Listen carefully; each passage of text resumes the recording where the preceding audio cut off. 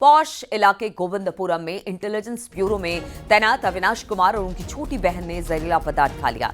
दोनों को निजी अस्पताल में इस वक्त एडमिट करा दिया गया है। दोनों की अस्पताल में मौत हो गई है। मृतकों के माता पिता सरकारी विभाग में कार्यरत हैं।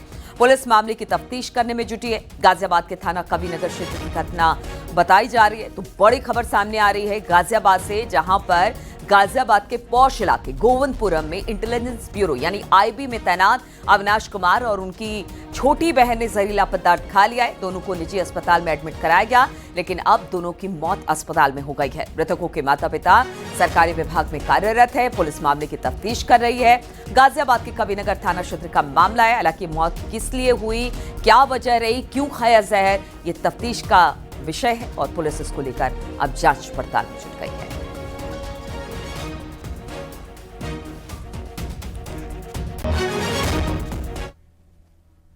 सहारनपुर में ड्रोन और चोरों की अफवाह के चलते ग्रामीणों ने एक शख्स को संदिग्ध समझकर बंधक बना लिया। मौके पर पहुंची पुलिस ने ग्रामीणों के चंगुल से उसे सुरक्षित बाहर निकाला। पुलिस ने आरोपी गांव वालों के खिलाफ एफआईआर दर्ज कर ली है। पुलिस प्रशासन ने लोगों से अपील की कि वो किसी भी प्रकार के अफवाह पर ध्यान न दें। के नानका गांव में कल रात को कुछ गांव के लोगों ने एक संदिग्ध व्यक्ति को पकड़ लिया था, जिसमें इमीडिएटली पुलिस की पीआरवी वहां पहुंची, जिसमें उसको सकुशल रेस्क्यू किया गया। उसमें जो थानेदार थे और जो सीओ थे वो भी इमीडिएटली वहां पर पहुंचे। इसमें इमीडिएटली जो लोगों ने भी कानून अपने हाथ में लेने की कोशिश की है, उस पर एफआईआर सुसंगत धाराओं में पंजीकृत की जा रही है।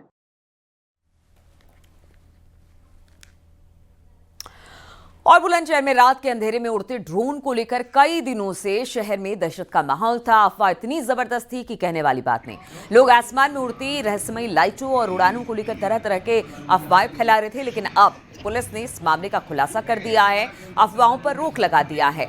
बता दें आपको, बुलंदशहर पुलिस का कहना है कि ये सब महज अफवाह और भ्रम का नतीजा है और कुछ शरारती तत्व लोगों के डर का फायदा उठाकर हवा में टॉय ड्रोन उड़ा रहे थे। पुलिस ने बताया कि ड्रोन उड़ानों को लेकर जो डर फैला, कुछ लोग इन्हें भी ड्रोन समझकर वायरल वीडियो बना रहे थे, जिसमें अफवाहों को और बल मिल रहा था। जांच में पता चला कि किसी प्रकार की कोई संदिग्ध या आतंकी गतिविधि नहीं है। बरामद ड्रोन पूरी तरह से एक सामान्य टॉय ड्रोन है, जिसे बच्चे भी खेल में इस्तेमाल करते हैं। हम लोगों से अपील करते हैं कि किसी भी तरह की अफवाह फैलाने से बचें और कोई भी संदिग्ध गतिविधि दिखे तो तुरंत पुलिस को सूचना दें।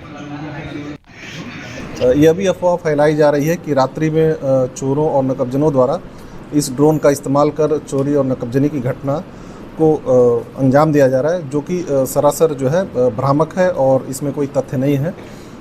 ये बिल्कुल एक तरह का खिलौना ड्रोन है। मौके पे जब कोतवाली देहात की पुलिस टीम ग्राम ताजपुर में पहुंची तो उसने मौके से ये खिलौना ड्रोन बरामद किया है। और अब आपको दो तस्वीरें दिखाते हैं।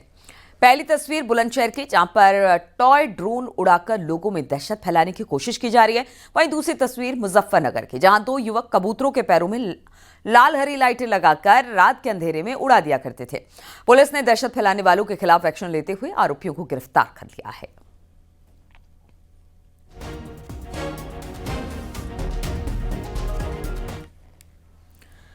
औरैया में भूमाफिया के मध्य प्रदेश के रिटायर्ड कृषि अधिकारी की करोड़ों रुपए की पैतृक जमीन को अपने नाम दर्ज करवा लिया है। पीड़ित कृषि अधिकारी के भाई बद्री प्रसाद पालीवाल औरैया से 2 बार विधायक भी रहे। उनकी करोड़ों रुपए की जमीन को अपने नाम इंद्राज करवाने में राजस्व अधिकारियों की मिलीभगत की आशंका जताई जा रही है। इस बात का खुलासा तब हुआ जब वो माफिया सिंचाई अधिकारी की जमीन पर कब्जा करने के लिए पहुंचे और इसके बाद कृषि अधिकारी और उसके परिवार के लोगों के खून छुड़ गए। आनंद फानन में उन्होंने डीएम से मुलाकात कर भूमाफियाओं की शिकायत दर्ज कराई है। दिन पहले शिकायती पत्र मिला था, वो लोग आए हुए थे, तो उसमें एक जांच बिठाई है मैंने और 2-3 दिन के भीतर जांच रिपोर्ट आ जाएगी। उनका जो दाखिल खारिज हुआ था उस पर अपील करने के लिए मैंने कहा और अपील कर देंगे तो उसे स्थगित कर दिया जाएगा। साथ ही साथ सिविल कोर्ट में बैनामा कैंसिलेशन के लिए मैंने उनसे कहा है कि वो लोग बैनामा कैंसिलेशन दाखिल करें। इसके जो भी संलिप्त होंगे सबके खिलाफ आपराधिक कृत्य का मुकदमा दर्ज कराया जाएगा, वो माफिया में चिन्हित किया जाएगा। फिरोजाबाद से खबर लेते हैं, जहां पर बाइक सवार 3 युवकों की तेज रफ्तार लोडर मैक्स से टकरा गई और इस हादसे में 3 युवकों की मौके पर मौत हो गई। घटना की सूचना मिलते ही सीओ टुंडला और थाना प्रभारी नारकी पुलिस बल के साथ मौके पर पहुंची। पुलिस ने शवों को कब्जे में लेकर पोस्टमार्टम के लिए भेज दिया है। अधिकारी हादसे के कारणों का पता लगाने में जुटे हुए हैं। हादसा इतना भीषण था कि मैक्स पिकअप सड़क के किनारे खाई में पलट गई। देखिए, सोनू हैं, आमीन और आकाश, ये कैथा के रहने वाले हैं, नाटकी थाना क्षेत्र के ये लोग। ये फरियाँ से कैथा बाइक से अपने घर जा रहे थे। ये तीनों लड़के सामने से मैक्स पिकअप ने इनको धक्का मारा, जिससे इनकी मौके पर ही मृत्यु हो गई है। इसमें हम लोग इनके जो शव है उनको पीएम पंचायतनामा के लिए भिजवा रहे हैं। परिजनों की तहरीर के आधार पर उचित धाराओं में इसमें अभियोग पंजीकृत किया जाएगा। गाजियाबाद के साहिबाबाद थाना क्षेत्र में कुकर बनाने वाली फैक्ट्री का लेंटर गिर गया। लेंटर गिरने से 3 लोग इसमें दब गए। तीनों घायलों को स्थानीय लोगों ने अस्पताल पहुंचाया। घटना की जानकारी मिलने पर पुलिस मौके पर पहुंची। ये पूरा मामला राजेंद्र नगर इलाके में बताया जा रहा है।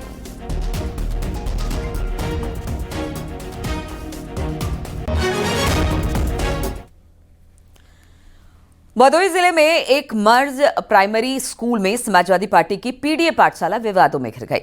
एसपी की पूर्व विधानसभा प्रत्याशी अंजनी सरोज के खिलाफ स्कूल में बिना अनुमति बच्चों से पार्टी का प्रचार करवाने के आरोप में एफआईआर दर्ज किया गया।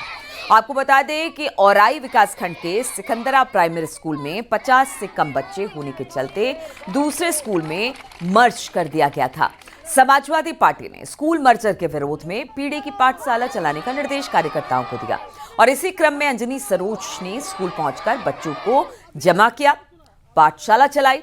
मामले की जानकारी मिलने पर डीएम के निर्देश पर प्रशासनिक अधिकारियों की टीम मौके पर पहुंची और जांच के आधार पर अंजनी सरोज पर शिक्षा व्यवस्था का राजनीतिक दुरुपयोग करने और बच्चों को पार्टी प्रचार में शामिल करने के आरोप में चौरी थाने में एफआईआर उनके खिलाफ दर्ज कराई गई है।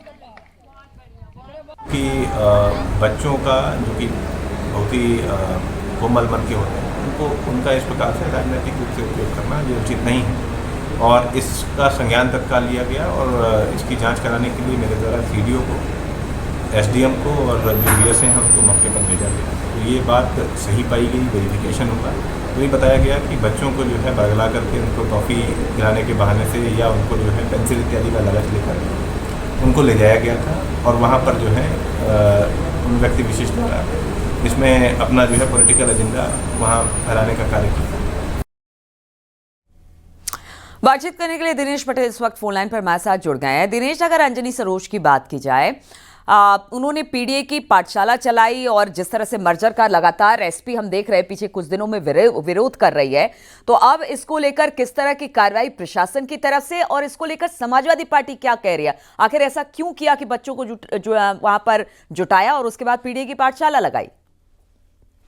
स्कूल में ये पाठशाला लगाई गई थी। बीते दिनों यहाँ 50 से कम संख्या में बच्चे थे। तो स्कूल को जो है नजदीकी एक स्कूल में मर्ज कर दिया गया। इसी स्कूल के जो बच्चे थे उनको जो है पेंसिल और टॉफी चॉकलेट का लालच देकर इन्होंने बुलवाया और उसके बाद जो है यहाँ पर इस पाठशाला को लगाया। जब अधिकारियों को इस बात की जानकारी लगी तो उन्होंने इसके लिए डीएम ने जांच कमेटी बनाई। जांच में इस तरह की चीजें सामने आई, जिसके बाद चौरी थाने में मुकदमा दर्ज किया गया है। हालांकि इसमें जो अंजनी सरोज हैं और जो सपा के अन्य नेता हैं, उनका कहना है कि यह जो है बीजेपी की तरफ से साजिश कर उन पर कार्रवाई कराई जा रही है। हालांकि जिस तरह से एक स्कूल में बच्चों को बुला के इस तरह से पाठशाला लगाया गया, उनके हाथ में बैनर पोस्टर दिए गए और कई तरह के आपत्तिजनक नारे भी लगवाए गए, तो ये काफी आपत्ति वाली बात थी, जिसमें जिला प्रशासन ने संज्ञान में लेकर तत्काल कार्रवाई की है। इसमें मुकदमा दर्ज किया गया है। जी चलिए, ठीक है, बहुत बहुत शुक्रिया आपका जानकारी देने के लिए दिनेश।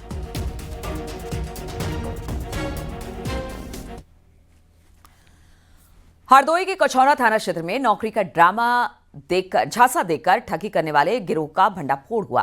पुलिस ने 5 आरोपियों को हिरासत में लिया। गिरोह के उत्तराखंड में स्वास्थ्य विभाग में नौकरी दिलाने का झांसा देकर 40 युवकों से पैसा लिया था। हर लड़के से 30,000 रुपए वसूले।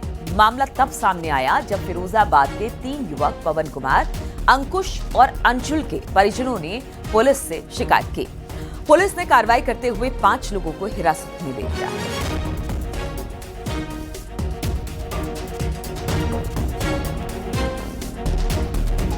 श्री सिंटू गौतम व श्रीमती सामन निवासीगण फिरोजाबाद ने थाना कछौना जनपद हरदोई में आकर तहरीर दी कि मेरे युवा परिजनों को स्वास्थ्य विभाग में सरकारी नौकरी दिलाने के नाम पर ठगी करते हुए जीतू यादव निवासी आगरा ने अपने अन्य साथियों के साथ उत्तराखंड के जनपद रुद्रपुर में बुलाकर 30-30 हजार रुपए लिए तथा सरकारी नौकरी की जगह प्राइवेट नेटवर्किंग कंपनी में काम दिलाया और ट्रेनिंग के नाम पर बंधक बनाकर रखा तथा इनको सूचना मिली कि कंपनी में विभाजन होने के कारण अपने डाउन लाइन के लड़कों को लेकर कल रात में कछौना क्षेत्र में नया सेटअप लगाने आए थे।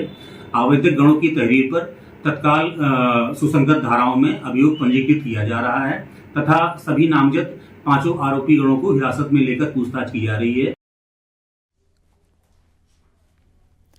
सहारनपुर के गंगोह में 2 बच्चों की मां अपनी छोटी उम्र के प्रेमी के साथ फरार हो गई। महिला के नाबालिग बेटे ने थाने पहुंचकर मां की शिकायत की। महिला घर से नकदी और जेवर भी साथ लेकर गई। लड़के ने पुलिस से मदद की अब गुहार लगाई है। महिला का प्रेमी मुजफ्फरनगर का रहने वाला है। लड़के ने कहा मां की सहेलियां धमकी भी दे रही हैं।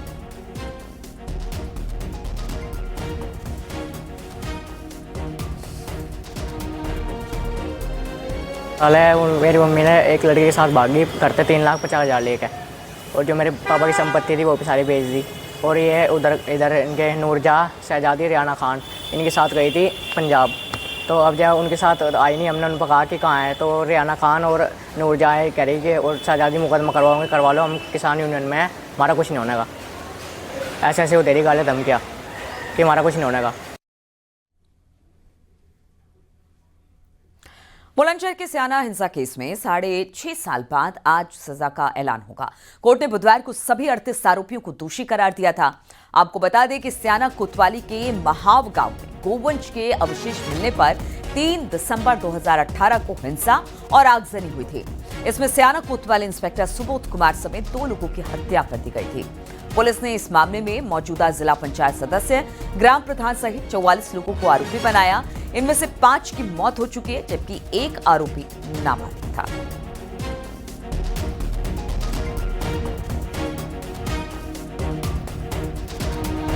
तो स्याना हिंसा केस में आज बड़ा फैसला आने वाला है।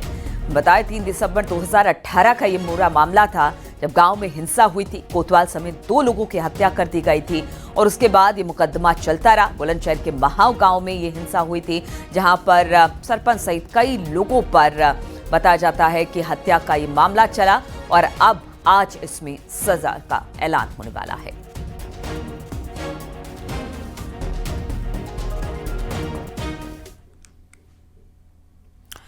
तो आज सजा का ऐलान हो जाएगा। हिंसा में मारे गए थाना प्रभारी सुबोध सिंह की पत्नी ने न्यूज 18 से बात की और कहा कि वो चाहती हैं फांसी ना मिले बल्कि उम्र कैद की सजा हो। अब फैसले की घड़ी है, क्या मानती हैं आप? तो फांसी की सजा? देखिए, फांसी की सजा, अब यहाँ पे मैं थोड़ा ब्रेक लूँगी। फांसी की सजा मैं नहीं मानती कि फांसी की सजा देना एक उचित न्याय होगा, कि फांसी की सजा आप देंगे किसी को, कोई मर जाएगा भाई, जो मर जाएगा, हाँ जी, आजीवन कारावास। जैसे हमारी फैमिली रह रही है ना अपने परिवार के सदस्य के बिना, वैसे ही उनके परिवारों को भी अपने परिवार के सदस्य के बिना पूरा जीवन रहना पड़े। बस मैं तो एक रिक्वेस्ट और करती हूँ कि इनको किसी से मिलने और ना दिया जाए। अच्छा, आप जिस तरीके से 38 आरोपी हैं, आप कह रही हैं कि आजीवन कारावास की सजा उनको होनी चाहिए, आपको लग रहा है कि अब इंसाफ मिल चुका है? अभी पूरा प्रोसेस हुआ कहाँ है? अगर उनको अभी तो जाएंगे, ये लोग जाएंगे, अभी हाई कोर्ट भी जाएंगे, सुप्रीम कोर्ट तक जाएंगे, आगे भी लड़ेंगे। दिल्ली और एनसीआर में आज अब तक का सबसे बड़ा आपदा प्रबंधन अभ्यास एनडीएमए की अगुवाई में आयोजित किया जा रहा है। भूकंप और औद्योगिक रासायनिक आपदा से निपटने की तैयारियों को परखने के लिए इस मॉक ड्रिल का आयोजन किया जा रहा है, जिसे नाम दिया गया है सुरक्षा चक्र। ये एक मल्टी एजेंसी और मल्टी स्टेट मॉक ड्रिल है, जिसमें दिल्ली के साथ साथ हरियाणा और उत्तर प्रदेश की एजेंसियां भी शामिल हैं। सुबह 9:03 पर मॉक ड्रिल होगा और इस मॉक ड्रिल का आयोजन प्रधानमंत्री कार्यालय के निर्देश पर किया जा रहा है।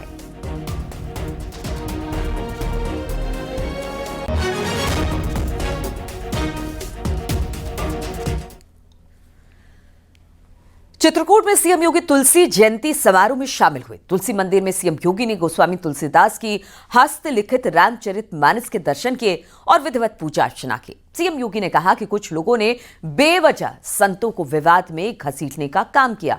ऐसे लोग सनातन के खिलाफ काम करते हैं।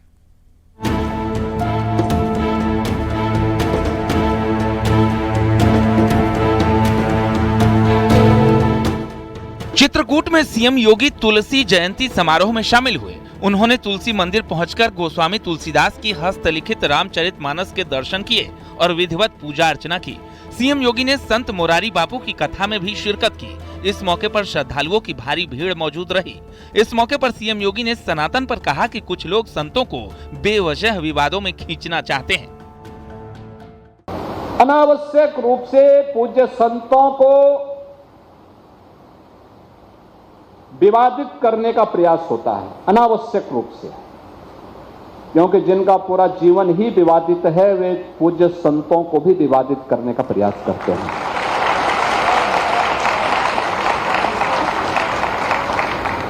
वे लगातार कुछ न कुछ लिखेंगे, कुछ न कुछ विघ्न और बाधा खड़ी करने का प्रयास करेंगे। सीएम योगी ने कहा कि सनातन के लिए सबको आगे आना चाहिए, क्योंकि सनातन ही भारत की पहचान है। सनातन धर्म के लिए, इस देश के लिए, भारत की एक समृद्ध विरासत के संरक्षण के लिए हम सबको मिलकर के कार्य करना होगा, मिलकर के काम करना होगा। चित्रकूट में सीएम योगी के पहुंचने पर जय श्री राम के उद्घोष गूंजे। वहीं सीएम योगी ने गवीना कृषि विज्ञान केंद्र में तुलसी प्रतिमा का अनावरण किया। मानस मंदिर और तुलसी कुटीर में पूजा के दौरान श्रद्धालुओं की भारी भीड़ उमड़ी। Bureau report, news 18।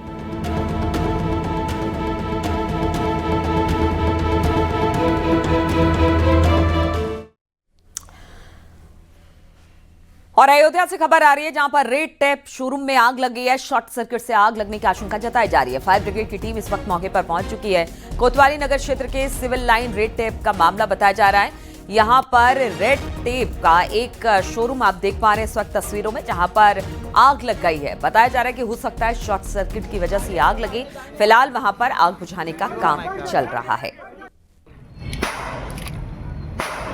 देखिए किस तरह से वहां पर तोड़कर अंदर दाखिल होने की कोशिश की जा रही है ताकि आग पर काबू पाया जा सके। फायर ब्रिगेड की टीम इस वक्त मौके पर पहुंची हुई है और आग पर अब काबू पा लिया गया है।